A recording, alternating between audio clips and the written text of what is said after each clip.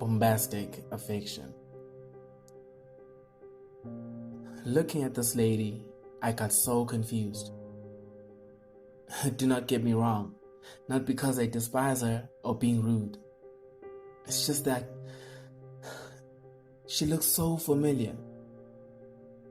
Her eyes, her smile, her lips, her melodic voice, even the way she walks, everything about her in particular.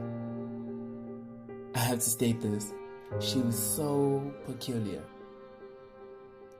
A soul in possession of pure uniqueness.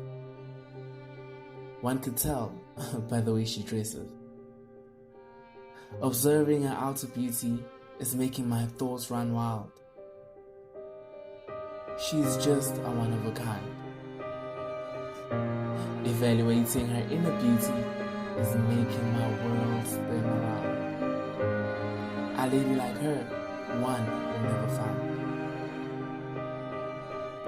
Her personality is so fine.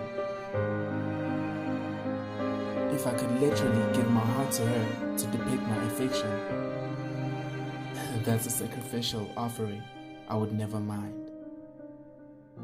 MangzNation.